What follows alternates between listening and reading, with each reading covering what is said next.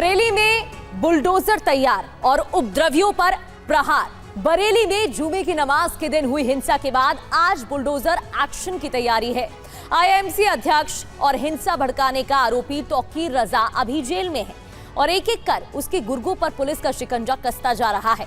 वहीं अवैध तरीके से बनी 38 दुकानों को ध्वस्त करने की तैयारी भी हो रही है। उधर मामले की जांच के लिए एसआईटी गठित की गई है और अगले 2 दिनों तक कई जिलों की पुलिस फोर्स बरेली में तैनात रहने वाली है। इसके साथ ही माहौल ठीक होने के बाद आज इंटरनेट पाबंदी भी हटा दी गई है।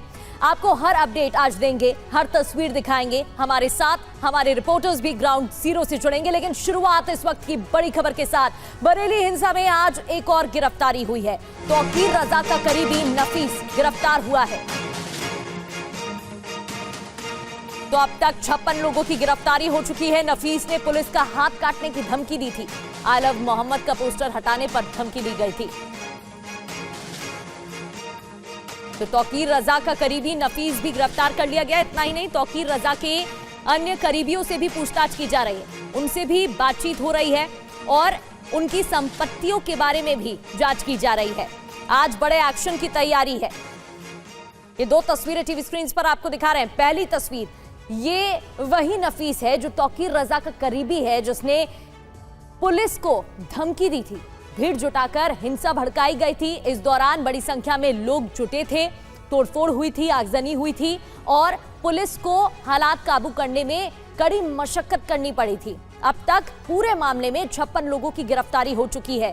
पहले नदीम को गिरफ्तार किया गया और अब नफीस। कहा जा रहा है और भी करीबियों पर शिकंजा कसा जाएगा।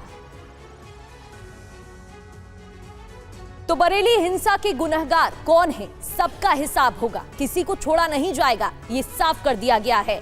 आरोप क्या क्या लगे? सबसे पहले एफआईआर में जो मुख्य आरोपी है तौकीर रजा, जिस पर आरोप था भीड़ जुटाने का। बरेली में जो हिंसा भड़की, वो हिंसा भड़काने का आरोप तौकीर रजा पर। पुलिस पर हमले के लिए भीड़ को उकसाया गया, सिर तन से जुदा के नारे लगवाए गए। भीड़ जुटाकर रसूख दिखाना चाहता था तौकीर रजा।